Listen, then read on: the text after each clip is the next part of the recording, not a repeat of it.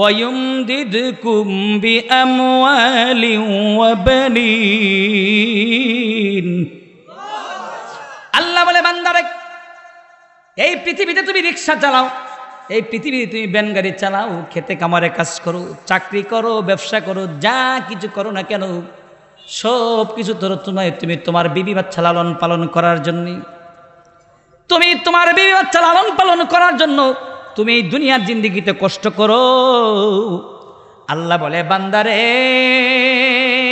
আমি আল্লাহ তোকে ওয়াদা দিলাম রে, তোর রিক্সার মধ্যে আমি আল্লাহ বরকত দান করব, তোর ভ্যান গাড়ির মধ্যে আমি আল্লাহ বরকত দান করব, তোর খেতে খামারের মধ্যে আমি আল্লাহ বরকত দান করব, তোর চাকরির মধ্যে আমি আল্লাহ বরকত দান করব, তোর ব্যবসার মধ্যে আমি আল্লাহ বরকত দান করব, তুই যে কাজ করস ওই কাজের মধ্যে আমি আল্লাহ বরকত দান করব, তুই মাল নিয়া কুল পাবে না। বান্দা, তোর মনের মধ্যে বড় শখ আমি সুন্দর একটা বিল্ডিং বানাতাম, তোর মনের মধ্যে বড় শখ আমি একটা টিনের ঘর বানাইতাম, তোর মনের মধ্যে বড় শখ আমি আমার ছেলে মেয়ে সুন্দর একটা ঘরের মধ্যে থাকতাম, আমাকে যদি আল্লাহ 1 লাখ টাকা দিত, 2 লাখ টাকা দিত, 3 লাখ টাকা দিত, আল্লাহ বলে বান্দা, আল্লাহ তোমাকে টাকা দেয়া থাকি। এই দুনিয়ার জিন্দেগিতে যত মানুষ টাকাওয়ালা হয়েছে সমস্ত মানুষকে টাকাওয়ালা বানাইছে কে? আল্লাহ রাব্বুল আলামিন ডাক দেয়া বলে বেশি কিছু লাগবে না, শুধু একটা আমল কর। পবিত্র কোরআন শরীফের 29 নম্বর পারা, সূরার নাম হলো সূরাতুন নূহ। সূরাতুন নূহ যেই সূরাটি মক্কায় অবতীর্ণ হয়েছে, এই সূরার ভিতরে আয়াত আছে 28টি। 28টি আয়াতের মধ্যে আমি আপনাদের সামনে তেলাওয়াত করেছি 10 নম্বর, 11 নম্বর, 12 নম্বর, এই 3টি আয়াত আপনাদের সামনে তেলাওয়াত করেছি। আমার এই তেলাওয়াতকৃত 3টি আয়াতের ভিতরে আল্লাহ রাব্বুল আলামিন গোটা পৃথিবীর সমস্ত মানুষকে একটি মাত্র সবক দিয়েছেন। সেই সবকটা, এই সবক যদি কেউ আমল করে তাহলে আল্লাহ তাকে 5টা পুরস্কার দিবেন। সুবহানাল্লাহ কোন, আর একটু জোরে কোন সুবহানাল্লাহ। তাহলে আজকের আলোচনার বিষয়বস্তু হলো সবক একটি, পুরস্কার 5টি। সবক কয়টি জোরে বলুন? বিশ্বনবী হযরত মুহাম্মদুর রাসূলুল্লাহ সাল্লাল্লাহু আলাইহি ওয়াসাল্লামের সহিহ হাদিসগুলোর মধ্য থেকে একখানা সহিহ হাদিস তেলাওয়াত করেছি, যেই হাদিসের মধ্যে বিশ্বনবী হযরত মুহাম্মদুর রাসূলুল্লাহ সাল্লাল্লাহু আলাইহি ওয়াসাল্লাম গোটা পৃথিবীর সমস্ত নারীদেরকে, মুসলিম নারীদেরকে 4টি সবক দিয়েছেন। যদি মুসলমান নারীরা এই 4টা আমল করে তাহলে ওই নারী 8টি জান্নাতের যে কোনো দরজা দিয়ে প্রবেশ করবে। আর একটু জোরে কোন সুবহানাল্লাহ। তাহলে আমাদের সবক হলো একটা, মহিলাদের সবক হবে 4টা। মহিলাদের সবক হবে কয়টা? মহিলাদের সবক হবে 4টা, আমাদের সবক হবে একটা। ফাকুলতু আস্তাগফিরু রাব্বাকুম ইন্নাহু কানা গফফারা ইউরসিলিস সামাআ আলাইকুম মিদরারা ওয়া ইউমদিদকুম বিআমওয়ালিন ওয়া বানিন ওয়া ইয়াজআল লাকুম জান্নাতিন ওয়া ইয়াজআল লাকুম আনহারা। আল্লাহ রাব্বুল আলামিন বলেন, ওগো নবীজি, আমি তো আগেই বলে দিয়েছি যারা ইস্তেগফারের আমল করবে, যারা তার জীবনের গুনাহের জন্য অনুতপ্ত হইয়া আল্লাহর কাছে ক্ষমা চাইবে, আমি আল্লাহ তাকে 5টা পুরস্কার দিব। জোরে কন্না সুবহানাল্লাহ। আল্লাহ নিজে ঘোষণা করলেন সূরাতুন নূহের 10 নম্বর আয়াতের ভিতরে, ইস্তেগফারের আমল করার জন্য আমরা যদি ইস্তেগফার করি, ইস্তেগফারের আমল করি, আল্লাহর কাছে জীবনের গুনাহের জন্য অনুতপ্ত হইয়া ক্ষমা চাই, আল্লাহ আমাদেরকে 5টা পুরস্কার দিবেন। 1 নাম্বার পুরস্কার আল্লাহ ঘোষণা করছেন, ইন্নাহু কানা গফফারা। আল্লাহ রাব্বুল আলামিন বলেন, বান্দা তুমি যদি তোমার জীবনের গুনাহের জন্য অনুতপ্ত হইয়া আমি আল্লাহর কাছে ক্ষমা চাও, তাহলে আমি আল্লাহ তোমাকে ওয়াদা দিলাম রে, তোমার এই জীবনে তুমি যত গুনাহ করেছো সব গুনাহ আমি আল্লাহ তোমাকে ক্ষমা করে দিব। ইস্তেগফারের আমল করলে সকালবেলা ঘুম থেকে ওঠার পরে ফজরের নামাজটুকু আদায় করে পড়বেন, আস্তাগফিরুল্লাহ রাব্বি আস্তাগফিরুল্লাহ রাব্বি আস্তাগফিরুল্লাহ রাব্বি। রাত্রে বেলা যখন ঘুমাইতে যাবেন, ঘুমানোর সময় ঘুমাবেন, শুয়ে পড়বেন আস্তাগফিরুল্লাহ রাব্বি। হে আল্লাহ, সারাদিন আমি যত অপরাধ করলাম, যত গুনাহ আমি করেছি, ফজরের পরে ঘুম থেকে ওঠার পরে ঘুমানোর আগ পর্যন্ত এই দিনের বেলা আমি কত মানুষকে কষ্ট দিয়েছি, কত মিথ্যা কথা বলেছি, জানি না রে মালিক, কে জানি আমার প্রতি অসন্তুষ্ট হয়েছে। আল্লাহ, আমি তোমার কাছে ক্ষমা চাই, তুমি আমার জিন্দেগির সব গুনাহ কাটা মাফ করে দাও। আমি পড়তেছি আস্তাগফিরুল্লাহ রাব্বি, হে আমার প্রভু আপনি আমাকে ক্ষমা করে দিন। আল্লাহ রাব্বুল আলামিন বলে, বান্দা তুমি ইস্তেগফার পড়েছো, তুমি আর কোনোদিন গুনাহ করবে না, আমি আল্লাহ তোমার জিন্দেগির সব গুনাহ মাফ করে দিলাম। 1 নাম্বার পুরস্কার পেলাম, জিন্দেগির সব গুনাহ মাফ। আমরা আমাদের জিন্দেগির সব গুনাহ মাফ চাই কে চায় না? আজকে আমি নিষ্পাপ হতে চাই, এখান থেকে আমি মাসুম হয়ে যেতে চাই। কে কে এই জান্নাতের বাগান থেকে মাসুম হয়ে যেতে চান, একটা গুনাহ যেন আর শরীরে না থাকে, এমন কে কে আছো গো? হাত তুলে আল্লাহকে একটু দেখাও। আজকের এই রাত্রিতে এখান থেকে আমি একবারে নিষ্পাপ হয়ে যাব। আল্লাহ, তুমি আমাদের জিন্দেগির সমস্ত গুনাহ কাটা মাফ করে দাও, জোরে কোন আমিন। 2 নাম্বার পুরস্কার, ইউরসিলিস সামাআ আলাইকুম মিদরারা। আল্লাহ রাব্বুল আলামিন বলে, হে বান্দা তুমি যদি ইস্তেগফারের আমল করো, আমি আল্লাহ তোমাকে 2 নাম্বার পুরস্কারের ঘোষণা করলাম। বান্দারে, তোর বৃষ্টির প্রয়োজন পড়ে রে, তুই যখন বৃষ্টি চাইবি আমি আল্লাহ আকাশ থেকে তোমার জন্য রহমতের বৃষ্টি বর্ষণ করব। ইউরসিলিস সামাআ আলাইকুম মিদরারা, আকাশ থেকে আমি আল্লাহ তোর জন্য রহমতের বৃষ্টি বর্ষণ করব। সামনে আসতেছে ছত্রিক মাস। ছত্রিক মাসে আমাদের জমির মধ্যে, ধানের ফসলের মধ্যে আমাদের বৃষ্টির প্রয়োজন আছে কিনা নাই? বৃষ্টির প্রয়োজন আছে।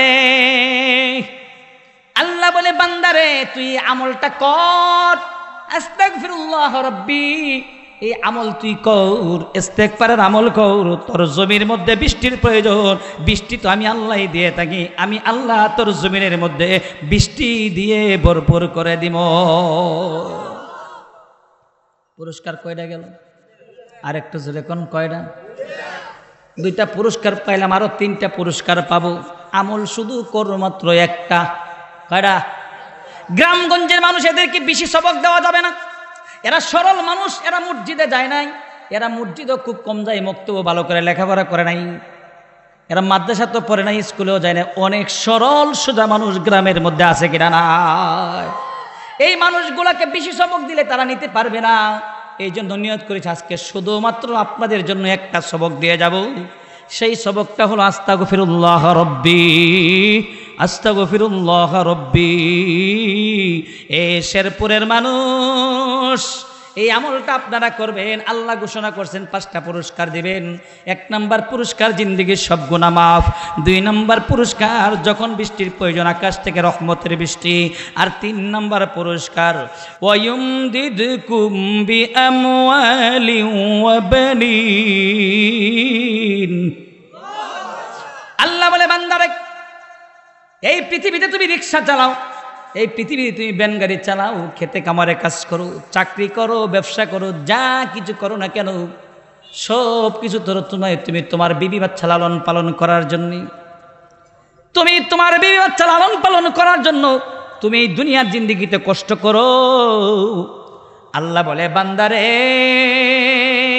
আমি আল্লাহ তোকে ওয়াদা দিলাম রে, তোর রিকশার মধ্যে আমি আল্লাহ বরকত দান করব, তোর ব্যান গাড়ির মধ্যে আমি আল্লাহ বরকত দান করব, তোর খেতে খামারের মধ্যে আমি আল্লাহ বরকত দান করব, তোর চাকরির মধ্যে আমি আল্লাহ বরকত দান করব, তোর ব্যবসার মধ্যে আমি আল্লাহ বরকত দান করব। তুই যে কাজ করস ওই কাজের মধ্যে আমি আল্লাহ বরকত দান করব, তুই মাল নিয়া কুল পাবে না।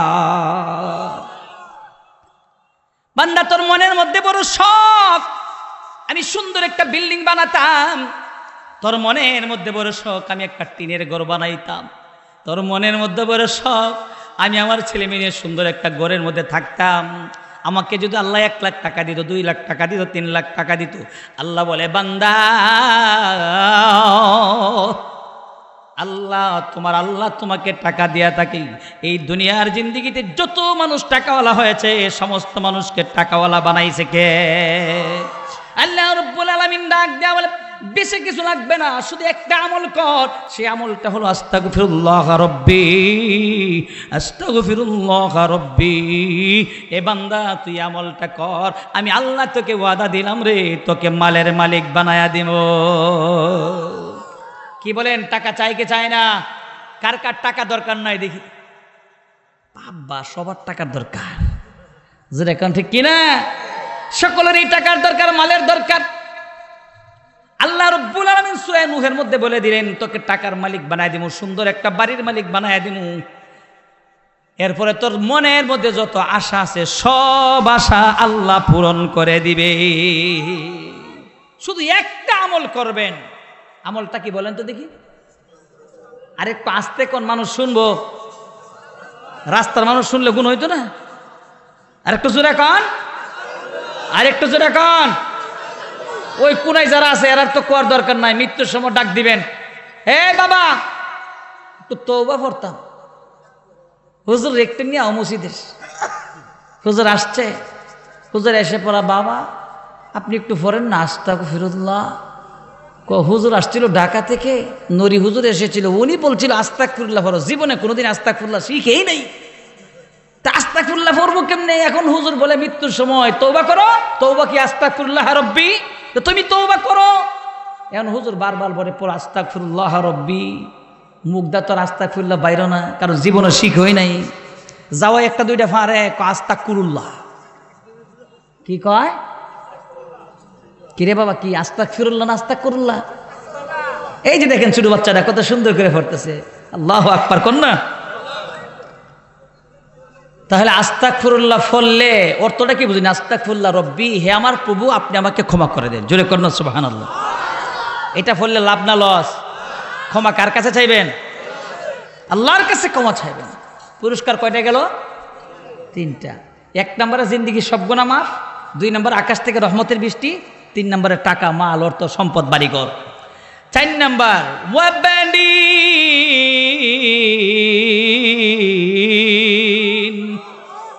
আল্লাহ রাব্বুল আলামিন বলেন বান্দা তোর 4 নম্বর পুরস্কার আমি ঘোষণা করলাম।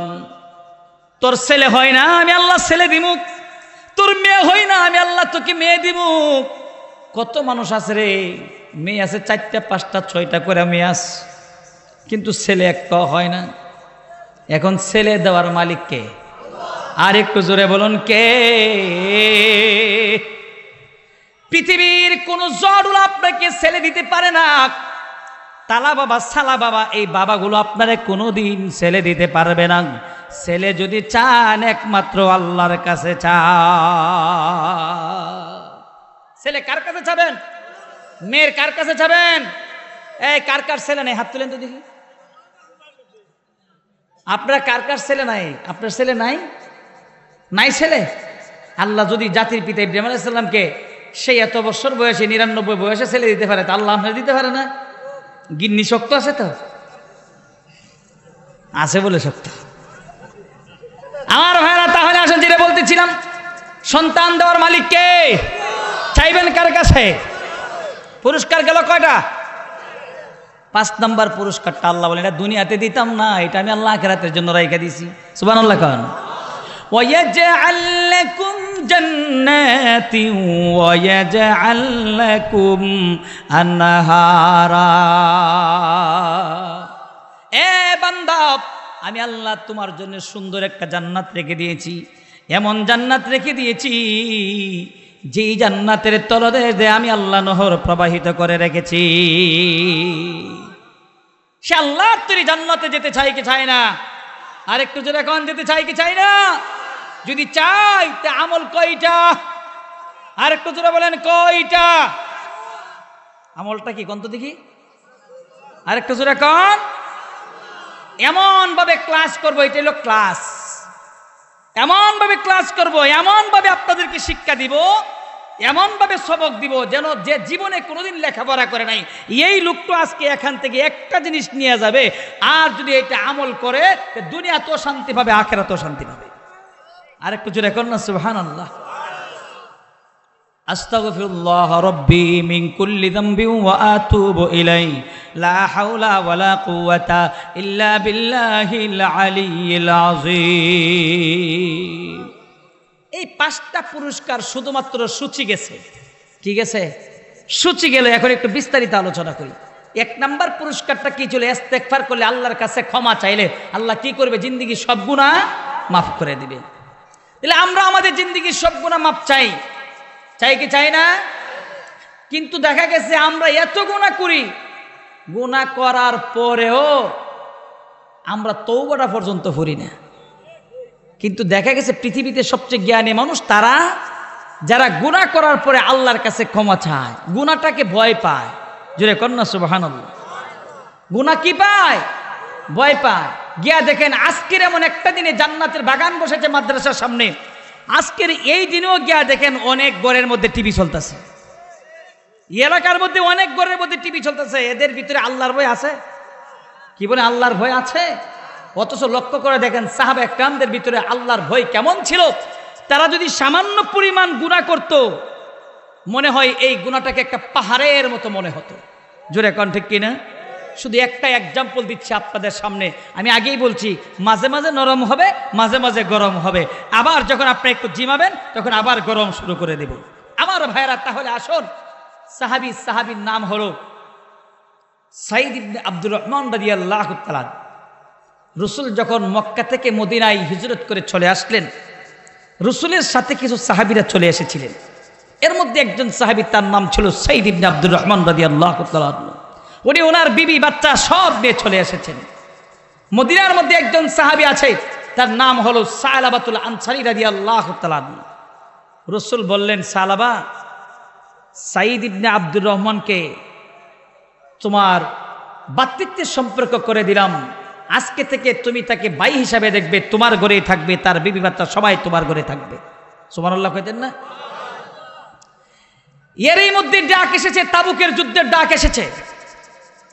সাঈদ ইবনে আব্দুর রহমান রাদিয়াল্লাহু তাআলা বলেন, ভাই সালাবা, আমি তো যুদ্ধের ময়দানে চলে যাব, আমি রণাঙ্গনে চলে যাব, যুদ্ধের ময়দানে চলে যাব, তো তোমার ঘরের মধ্যে আমার বিবি বাচ্চা সবগুলোকে আমানত রেখে গেলাম, তোমার কাছে আমানত, আমি রাসূলের সাথে তাবুকের যুদ্ধে চলে যাচ্ছি। সাঈদ ইবনে আব্দুর রহমান রাদিয়াল্লাহু তাআলা তাবুকের যুদ্ধে চলে গেলেন। এদিকটা মানুষের সবচেয়ে বড় শত্রু হলো শয়তান। সবচেয়ে বড় শত্রুর নাম হলো শয়তান। শয়তান এসে সালাবাতুল আনসারী রাদিয়াল্লাহু আনহুকে বলেন, হে সালাবা, একটা সুবর্ণ সুযোগ, এই সুযোগে তুমি পর্দার ভিতরে ঢুকে যাও। ঢুকে গিয়ে সাঈদ ইবনে আব্দুর রহমান রাদিয়াল্লাহু আনহুর স্ত্রী খুবই সুন্দর, ভিতরে ঢুকে গেলেন, শয়তানের কুমন্ত্রণায় পড়ে গেলেন, ওয়াসওয়াসায় পড়ে গেলেন। ভিতরে ঢুইকা সাঈদ ইবনে আব্দুর রহমান রাদিয়াল্লাহু তাআলার স্ত্রীর হাতের মধ্যে ধরলেন। যখনই তার হাতের মধ্যে ধরেছে, সাঈদ ইবনে আব্দুর রহমান রাদিয়াল্লাহু তাআলা তার স্ত্রী আবার ডাক দেয়া বলেন, এ সালাবা, তোমার ভিতরে কি আল্লাহর ভয় নাই?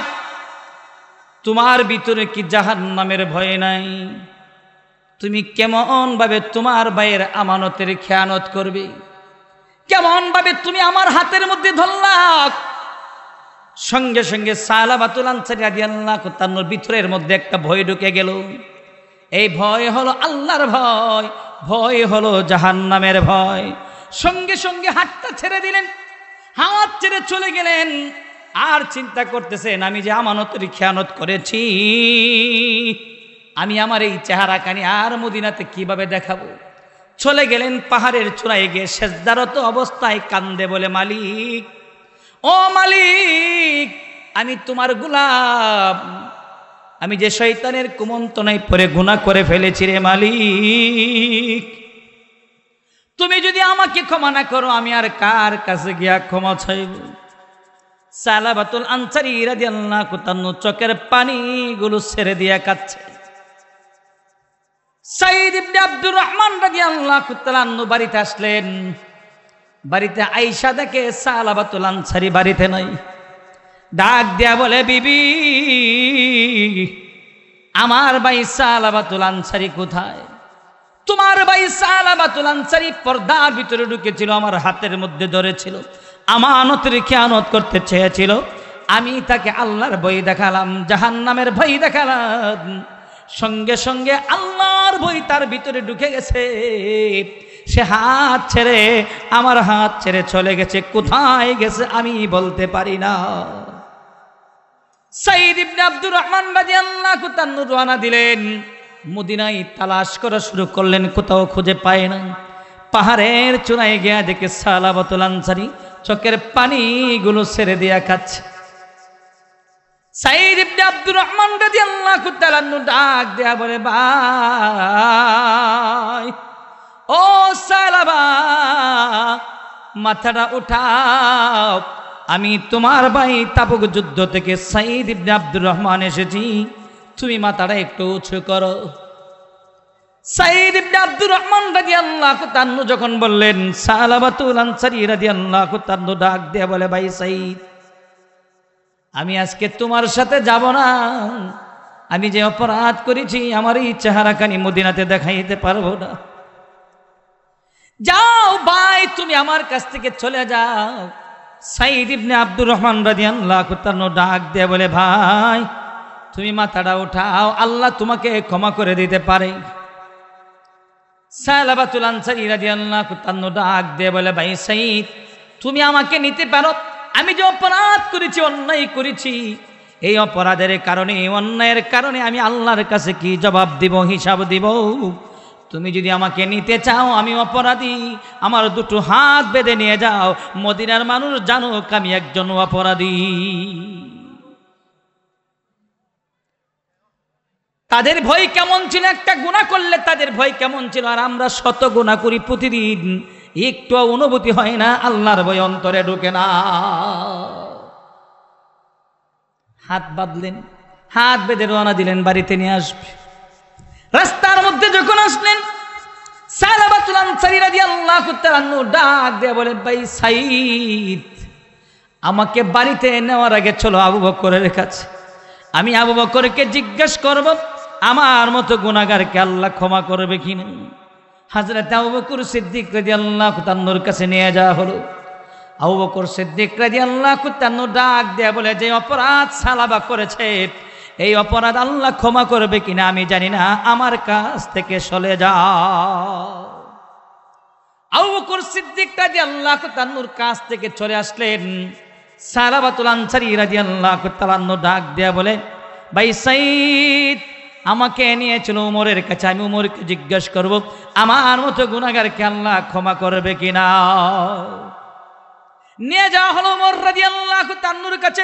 উমর রাদিয়াল্লাহু তাআলা ডাক দেয়া বলে, আমার কাছ থেকে নিয়ে যাও, কারণ উমর রাদিয়াল্লাহু তাআলা আরো বেশি রাগী। আমার কাছ থেকে নিয়ে যাও, যে অন্যায়, যে অপরাধ সালাবা করেছে, এই অন্যায় অপরাধের কারণে আল্লাহ রাব্বুল আলামিন ক্ষমা করবে কিনা আমি জানি না। চলে আসতেন উমর রাদিয়াল্লাহু তাআলার কাছ থেকে, নিয়ে যাও আমাকে আলীর দরবারে। আলী রাদিয়াল্লাহুর কাছে নিয়ে যাওয়া হলো। আলী রাদিয়াল্লাহু বিদায় করে দিলেন। শেষ পর্যায়ে সালাবাতুল আনসারী রাদিয়াল্লাহু তাআলা ডাক দেয়া বলে, ভাই সাইদ, আবু বকর আমাকে বিদায় করে দিয়েছে, উমর আমাকে বিদায় করে দিয়েছে, আলী আমাকে বিদায় করে দিয়েছে, রহমাতুল লিল আলামিনের কাছে নিয়ে যাও, রহমাতুল লিল আলামিন মনে হয় আমাকে বিদায় করবে না। আল্লাহর নবীর কাছে নিয়ে যাওয়া হলো। আল্লাহর রাসূলকে গিয়া বলেন, ওগো নবীজি, আপনার সালাবা এইরকম অন্যায় করেছে, অপরাধ করেছে। আল্লাহর নবী ডাক দিয়ে বলে, আমার কাছ থেকে নিয়ে যাও, সালাবাতুল আনসারীকে আল্লাহ ক্ষমা করবে কিনা আমি জানি না। রাসূলের কাছ থেকে বিদায় হয়ে চলে আসলেন। এমন সময় আল্লাহ সালাবাতুল আনসারীকে একটা মেয়ে সন্তান দান করেছিলেন। মেয়েটার নাম হলো হযরতে খানসা রাদিয়াল্লাহু তাআলা আনহা। হযরতে খানসা রাদিয়াল্লাহু তাআলা আনহা ডাক দিয়ে বলে, আব্বা, আবু বকরের কাছে গেল। আবু বকর তোমাকে বিদায় করে দিয়েছে, উমর তোমাকে বিদায় করে দিয়েছে, আলী তোমাকে বিদায় করে দিয়েছে। ভেবেছিলাম বিশ্ব নবীর কাছে গেলে তোমার ক্ষমা হবে, বিশ্ব নবীও তোমাকে বিদায় করে দিয়েছে। এর দ্বারা বোঝা যায় তোমার মতো নিকৃষ্ট মানুষ আর এই পৃথিবীতে নাই। যতক্ষণ পর্যন্ত না আমার নবীর কাছ থেকে তোমার জন্য ক্ষমা না আসবে, আল্লাহর পক্ষ থেকে তোমার জন্য ক্ষমা না আসবে, ততক্ষণ পর্যন্ত আমি খানসা তোমাকে আব্বা করে ডাকবো না। সালাবাতুল আনসারী রাদিয়াল্লাহু তাআলা চিন্তা করলেন, আমার মতো অপরাধী আর এই দুনিয়াতে কেউ নেই। ডাক দিয়ে বলে, ভাই সাইদ, আমাকে আর তুমি মদিনাতে নিয়ে যাও না। আমি এই অপরাধী চেহারাটা মদিনার মানুষকে আমি কিভাবে দেখাবো? ছেড়ে দাও আমাকে। সালাবাতুল আনসারীকে ছেড়ে দেওয়া হলো। সালাবাতুল আনসারী প্রত্যন্ত অঞ্চলে চলে গেলেন। এটা কিন্তু শেরপুর সদর নয়, শেরপুর শহর নয়, একেবারে প্রত্যন্ত অঞ্চলে আমরা এসে গেছি, গ্রামগঞ্জে এসে গেছি। এমন জায়গার মধ্যে সালাবাতুল আনসারী চলে গেলেন যেই জায়গাটা খেতে কামারের জায়গা, পাশে আবার পাহাড় আছে। ওই খেতে কামারের মধ্যে মানুষ কাজ করে। পাহাড়ের কোনায় গিয়ে সালাবাতুল আনসারী কান্দে, আল্লাহ, পৃথিবীতে সন্তান অপরাধ করলে বাবা পিঠায়, কিন্তু যে মা 10 মাস 10 দিন গর্ভধারণ করে সেই মা সন্তানকে বিদায় করে দেয় না, বাড়ির পিছন দিক দিয়ে খানাটা খাওয়ায়া বাবার ডরে তাকে বিদায় করে দেয়। আল্লাহ, বলো না আবু বকর আমাকে বিদায় করে দিয়েছে, ওমর আমাকে বিদায় করে দিয়েছে, আলী আমাকে বিদায় করে দিয়েছে, রহমাতুল লিল আলামিন আমাকে বিদায় করে দিয়েছে। ও মালিক, তুমি বলো, তুমিও যদি আমাকে বিদায় করে দাও তাহলে আমি তোমার গুনাহগার বান্দাটা কোথায় যাব, কার কাছে গিয়া ক্ষমা চাইব? সালাবাতুল আনসারী রাত যখন গভীর হয়ে যায়, চোখের পানিগুলো ছেড়ে ছেড়ে কান্দে। ভাইরে, দামাতুল আসি তুতুফি আন গদাবার রব্বি। গুনাহগার ব্যক্তির চোখের পানি আল্লাহ রাখে ঠান্ডা করে দেয়। সালাবাতুল আনসারীর চোখের পানি আল্লাহর দরবারে কবুল হয়ে গেল। আর একটু জোরে কন্যা সুবহানাল্লাহ। চোখের পানি কবুল হয়ে গেল। আল্লাহর পক্ষ থেকে আল্লাহ তাআলা ক্ষমা করে দিলেন, জানিয়ে দিলেন, জিব্রাইল যাও আমার হাবিবের কাছে যাও, আমার হাবিবকে গিয়া ডাক দেয়া বলো, আপনি সালাবাকে বিদায় করে দিয়েছেন, কিন্তু আল্লাহ তাআলা আপনার সালাবাতুল আনসারীকে মাফ করে দিয়েছে। আল্লাহ নবী ডাক দিয়ে বলে, আবু বকর, একটু তালাশ করে দেখো আমার সালাবা কোথায় আছে। এর মধ্যে খলিফাতুল মুসলিমিন উমর রাদিয়াল্লাহু তাআলা ডাক দিয়ে বলে, ইয়া রাসূলুল্লাহ, আমার ভাই আবু বকর যাবে সালাবাকে খুঁজে বের করতে, নবী গো আমাকে একটু অনুমতি দেন, আমিও যাব আবু বকরের সাথে তালাশ করতে। আর একটু জোরে কর না সুবহানাল্লাহ। দুইজন সাহাবী রওনা দিলেন। সালাবাতুল আনসারী উমর রাদিয়াল্লাহু তাআলা আনহু এবং আবু বকর রাদিয়াল্লাহু তাআলা আনহু সালাবাতুল আনসারীর খুঁজে বের হলেন।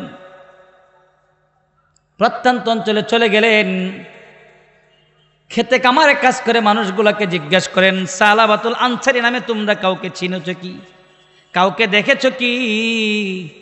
সবাই বলে আমরা তাকে চিনি, এই নামে কাউকে চিনি না। রাতের গভীরে অন্ধকারে আল্লাহর ভয়ে কাঁদে, জাহান্নামের ভয়ে কাঁদে, এমন কোন লোককে তোমরা দেখেছো কি? কৃষকদের মধ্যে কিছু লোক বলে, আপনাদেরকে চিনি না গো।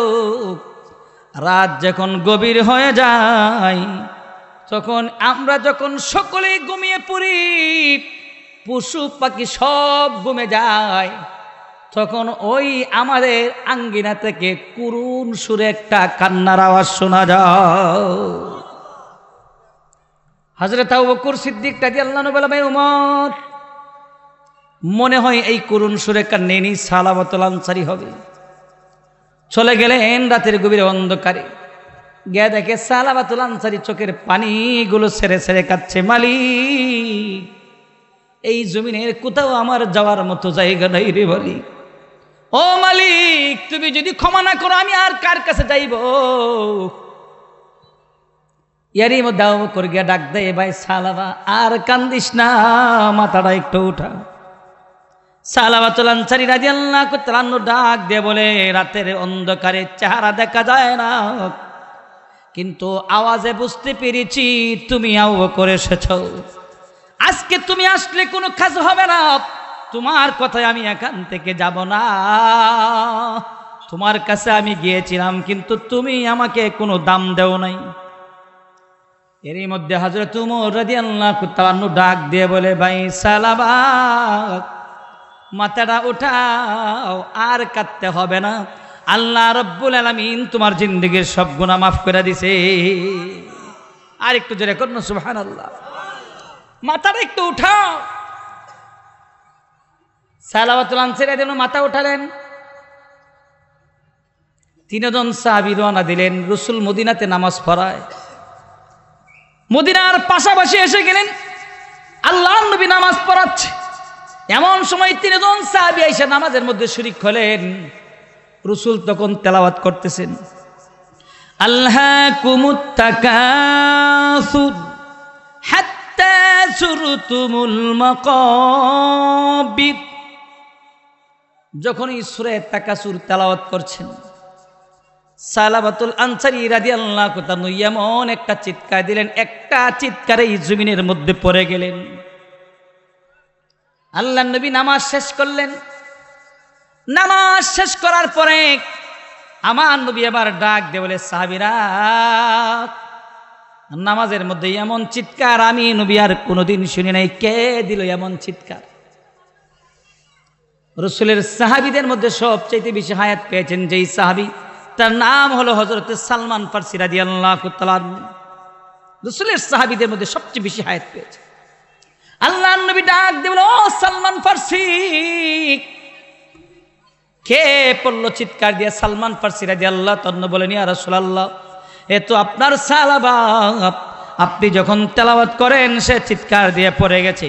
আল্লাহর নবী ডাক দিয়ে বলে, তাকে একটু পানি দাও, মাথার মধ্যে পানি দাও, তার হুশটা ফিরে আসে কিনা। পানি দেওয়া হলো, হুশ ফিরে আসে না। আল্লাহর নবী ডাক দিয়ে বলে, তুমি একটু থাকায় দেখো, তার পালসের মধ্যে ধরে দেখো তার ভিতরে রূহ আছে কিনা। সালমান ফারসি রাদিয়াল্লাহু তাআলা হাত দেয়া দেখেন, সালাবাতুল আনসারী একটা চিৎকার দিয়ে দুনিয়ার বুক থেকে বিদায় হয়ে গেছে। আল্লাহর নবী ডাক দিল, সাহাবীরা, আর দেরি করো না, আমার সালাবার কাফন দাফনের ব্যবস্থা করো। কাফন দাফনের ব্যবস্থা করবেন। রাসূল জানাজার নামাজ পড়াবে। জানাজার সামনে আনা হলো। আল্লাহর নবী দাঁড়ায় গেলেন নামাজ পড়ানোর জন্য। আমার নবীজি নামাজ পড়ালেন। জানাজার নামাজ শেষ হয়ে গেল। সালাবাতুল আনসারীর লাশ সাহাবে একরাম কাঁধে নিয়ে কবরের দিকে যাচ্ছে। এমন সময় খলিফাতুল মুসলিমিন উমর রাদিয়াল্লাহু তাআলা থাকায় দেখেন আমার নবী কাডলার পিছন দিয়ে যাচ্ছে, কিন্তু নবীজির পাড়া পুরাটা জমিনের মধ্যে লাগে না। আমার নবী আঙ্গুলের মধ্যে বর দিয়ে দিয়ে হাঁটতেছে। খলিফাতুল মুসলিমিন হযরত উমর রাদিয়াল্লাহু তাআলা ডাক দেয়া বলে, ইয়া রাসূলুল্লাহ, নবী গো, ওগো নবীজি, আপনাকে জীবনে কোনোদিন এমন ভাবে হাঁটতে দেখি নাই, আঙ্গুলের উপর বর দিয়া দিয়ে হাঁটতে দেখি নাই। আজকে কেন গো নবী আপনি আঙ্গুলের উপর বর দিয়া দিয়ে হাঁটতেছে? আল্লাহর নবী ডাক দেয়া বলে, ওমর, আমি নবী যখন সালাবাতুল আনসারীর লাশ নিয়ে চলছি, আমি নবীজি জমিনের মধ্যে পাড়া দিব, এমন আমার পাড়াটা দেওয়ার মতো জায়গা পায় না। কারণ সালাবাতুল আনসারীর জানাজার মধ্যে আল্লাহ রব্বুল আলামিন অগণিত ফেরেশতা জানাজায় পাঠায়া দিছে। আর একটু জোরে করবে সুবহানাল্লাহ। मौत के हर दम न समझो मौत के हर दम करीब, मौत के हर दम न समझो मौत के हर दम करीब, फिर नहीं महलत न होगा सर हलाने के लिए, फिर नहीं महलत न होगा सर हलाने के लिए। मौत कासिन कुल्लु नासिन शारिबो कब्र बैतिन कुल्लु नासिन दाखिलो, कब्र बैतिन कुल्लु नासिन दाखिलो।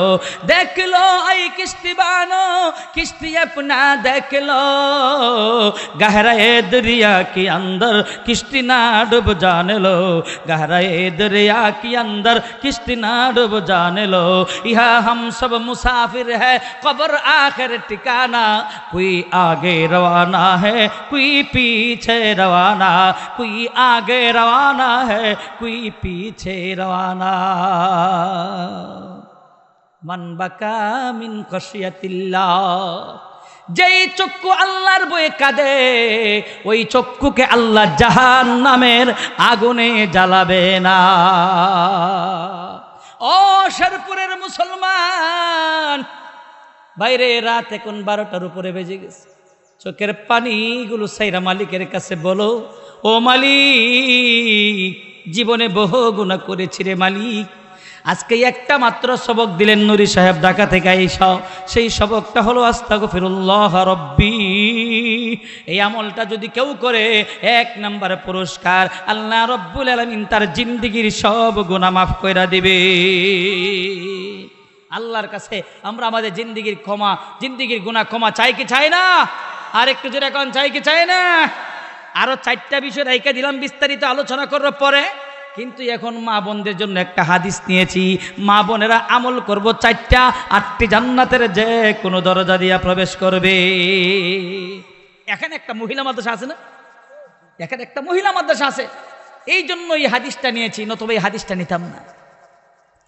আমার রাসূল বলে আল মারআতু ইযা সাল্লাত খামসাহা وصامت شهرها وأحسنت فرجها وأطاعت بالها فتدخل أي أبواب الجنة شاء। আমার রাসূল বলেন যদি নারীরা 4টা কাজ করে তাহলে 8টি জান্নাতের যে কোনো দরজা দিয়া প্রবেশ করবে। 1 নাম্বার আল মারআতু ইযা সাল্লাত খামসাহা, 5 ওয়াক্ত নামাজ। কয় ওয়াক্ত? আরেকটু জোরে কোন কয় ওয়াক্ত? 5 ওয়াক্ত নামাজ আদায় করতে হবে। নাম্বার 2 ওয়াসামাত শাহরাহা, রমজান মাসের রোজাগুলো রাখতে হবে।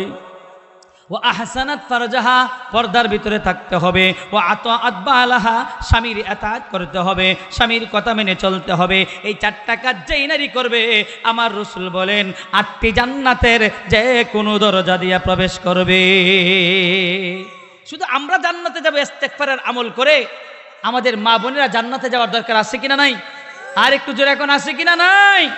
আমাদের মা বোনেরও জান্নাতে যাওয়ার দরকার আছে। 12টা বাজে গেছে, 1 ঘন্টা হয়ে গেছে, মাত্র বয়ানে বসলাম, 1 ঘন্টা হয়ে গেল। আমার ভাইরা তাহলে বুঝবেন, তাহলে আমরা আমাদের মা বোনদেরকে জান্নাতে যাওয়ার দরকার আছে কিনা নাই? আমাদের মা বোনেরা জান্নাতে যাওয়ার দরকার আছে, তাহলে আমল করতে হবে কয়টা? আমি আপনাদেরকে গ্যারান্টি দিয়ে যাই, যেই সমস্ত মা বোনেরা 4টা কাজ করবে ওরা জান্নাতে যাবে। আর ওই নারী আপনি পাইবেন কোথায়? যেই মেয়েরা মহিলা মাদ্রাসায় লেখাপড়া করবে, এমন নারী তৈরি হবে। চিৎকার দিয়ে কোন সুবহানাল্লাহ। আমি গ্যারান্টি দিয়ে যাচ্ছি আপনাদেরকে, যেই মেয়ে মহিলা মাদ্রাসায় লেখাপড়া করবে এই মেয়েটা পর্দার ভিতরে থাকবে। আপনি দেখবেন 10 বছর 12 বছর 14 বছরের মেয়েরা মহিলা মাদ্রাসাতে যায়, হাতের মধ্যে মোজা, পায়ের মধ্যে মোজা, পুরা বুরকা পরে, এরপরে একবারে পরিপূর্ণ পর্দা করে তারা মাদ্রাসাতে যায়, বাড়িতে আসে। জোরে কোন ঠিক কিনা? যদি আপনি আপনার মেয়েটাকে মহিলা মাদ্রাসায় পড়ান, তাহলে এই মেয়েটা মহিলা মাদ্রাসায় পড়ার কারণে দুনিয়াতেও লাভ, মা বাবার আখিরাতেও লাভ। সুবহানাল্লাহ কইতেন না? দুনিয়াতেও লাভ, আখিরাতেও লাভ। দুনিয়ার লাভ কি? দুনিয়ার লাভ হলো যদি মেয়েটা দিনদার মুত্তাকি আল্লাহ ওয়ালি হয়, তাহলে এই মেয়েটাকে বিবাহ দেওয়ার সময় এই পৃথিবীর মা বাবার কোনো টেনশন নাই। বলে কোন টেনশন? প্রত্যেকটা মেয়ের জন্য মা বাবার একটা টেনশন হয়, সেটা হলো মেয়েটাকে বিবাহ দিতে গেলে যৌতুক লাগবে, 2 লক্ষ 1.5 লক্ষ টাকা খরচ লাগবে। আমি গ্যারান্টি দিয়ে যাচ্ছি, যেই মেয়েটাকে আপনি মহিলা মাদ্রাসায় লেখাপড়া করাবেন, আপনার মেয়ের জন্য এমন ছেলে আসবেন, যেই ছেলে হবে দিনদার, যেই ছেলে হবে মুত্তাকি, যেই ছেলে হবে আলেম, যেই ছেলে হবে হাফেজ, যেই ছেলে হবে মুফতি, যেই ছেলে হবে মুফাসসির। এমন ছেলে আপনার বাড়িতে আসবে। আর এমন ছেলে যদি আপনার বাড়িতে আসে, ওই ছেলে আইসাই বলবে না আমার একটা হুন্ডার লাগবে। কি বলেন? বলবে না আমার একটা হুন্ডার লাগবে, বলবে না আমার 1 লক্ষ টাকা লাগবে। যেইগুলোর ভিতরে দিন নাই, যেই সমস্ত ফ্যামিলির মধ্যে দিন নাই, ওই সমস্ত ফ্যামিলি মেম্বাররা বলবে আমার ছেলেটাকে বিবাহ করাবো, 5 লক্ষ টাকা তার শ্বশুর বাড়ির থেকে নিব। মনে হয় যেন হের বাপ দাদার সম্পত্তি মেয়ে জন্ম দিয়েছে আর বাবা বড় বিপদে পড়ে গেছে, ওই বেড়ার সম্পত্তি তোমার ছেলে দিয়ে নিয়ে আসবা। জোরে কোন ঠিক কিনা? কষ্ট পাইতেছেন না? যারা কষ্ট পাইতে জানেন, যারা ছেলে দিয়ে যৌতুক আনবো এরা কষ্ট পাইতেছে, কিন্তু যাদের মেয়ে আছে এরাই খুশি হইতাছে। নজর এখন ঠিক কিনা? আমার ভাইয়েরা, আমি আপনাদেরকে গ্যারান্টি দিয়ে যাচ্ছি, আপনি একটা মেয়ে বানাবেন দিনদার, আপনি একটা ছেলে আনবেন আলেম, একজন মুফতি সাহেব, একজন হাফেজ সাহেব। কি বলেন? একটা মেয়ে মাদ্রাসায় দেওয়ার দরকার আছে কিনা নাই? আর একটু দূরে আছে কিনা নাই? যে মেয়েটা মহিলা মাদ্রাসায় লেখাপড়া করে, ওই মেয়েটা যখন আপনি বিবাহ করাবেন, আপনি নামাজ পড়েন না, আপনার মুখের মধ্যে দাড়ি নাই, আপনার বিবি নামাজ পড়েন, আমি গ্যারান্টি দিয়ে যাচ্ছি দুনিয়ার লাভটা কি দেখেন। এই মেয়েটা যখন ঘরে যাবে, যখন গিয়ে দেখবে ঘরের ভিতরে টিভি চলে, ঘরের মধ্যে বদ্দিন, ঘরের ভিতরে কোনো দিন বলতে কিছুই নাই, কোথায় আযান দিল কোনো খবর নাই, শাশুড়ি নামাজ পড়ে না, শ্বশুর নামাজ পড়ে না, জামাই নামাজ পড়ে না, শালারা সম্বন্ধীরা কেউ নামাজ আদায় করে না। ওই মেয়েটা সর্বপ্রথম শ্বশুরের কাছে গিয়ে খানা দিবে, চোখের পানিটা ছাড়বে। শ্বশুর বলে বৌমা এত আদর করে তোমাকে নিয়ে আসলাম, তো তুমি কাঁদছো কেন? কাঁদছি আব্বু, এই জন্য কাঁদছি, আমি আল্লাহর কাছে একটা আশা ছিল আমার, আল্লাহ তুমি আমাকে এমন করে নিয়ে যাইবা, আমি যদি আমার মা বাবা ছেড়ে দেই, তুমি আমাকে এমন করে দিবা যে ঘরটা হবে পরিপূর্ণ দিনদার। আমি আয়েশা দেখলাম আপনি নামাজ পড়েন না, আপনার মুখের মধ্যে দাড়ি নাই, আমি চাই আপনার মুখের মধ্যে দাড়ি উঠুক, আপনার গায়ে পাঞ্জাবি উঠুক, আপনার মাথার মধ্যে টুপি উঠুক, আপনি একজন দিনদার হয়ে যান, আপনি দুনিয়ার জিন্দেগি ক্ষণস্থায়ী, আখিরাত চিরস্থায়ী, একটু আপনার কাছে মালাকুল মউত আজাইল আসতে পারে। সুতরাং আব্বু আজকে থেকে আপনি টুপি ধরেন, পাঞ্জাবি ধরেন, 5 ওয়াক্তের নামাজ আদায় করেন। যদি আপনার ঘরের মধ্যে এমন একটা মেয়ে নিতে পারেন, তাহলে এই একটা মেয়ের কারণে পুরো ফ্যামিলিটা দিনদার মুত্তাকি আল্লাহ ওয়ালি হয়ে যাবে। জোরে কোন ঠিক কিনা? তাহলে এমন একটা মেয়ে আমাদের প্রতিটা ঘরে ঘরে দরকার আছে কিনা নাই? কার কার ঘরে ঘরে দরকার আছে? হাত তুলে দেখায়। দরকার আছে? তাহলে একটা মেয়ে মহিলা মাদ্রাসায় দেওয়ার দরকার আছে কিনা নাই? আর একটু জোরে কোন আছে কিনা নাই? কোরআন আছে যেখানে আমরা আছি সেখানে, হাদিস আছে যেখানে আমরা আছি সেখানে, মাদ্রাসা আছে যেখানে আমরা আছি সেখানে, সুদ আছে যেখানে আমরা আছি। তুমি আসো, সুদের সাথে আসো। ঘুষ আছে যেখানে আমরা আছি, আমরা ঘুষের সাথে নাই, সুদের সাথে নাই।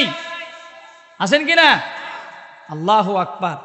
আমাদের দেশে কিছু মানুষকে টাকার বিনিময়ে ঈমান নিয়ে যাচ্ছে। যেটা কোন ঠিক কিনা?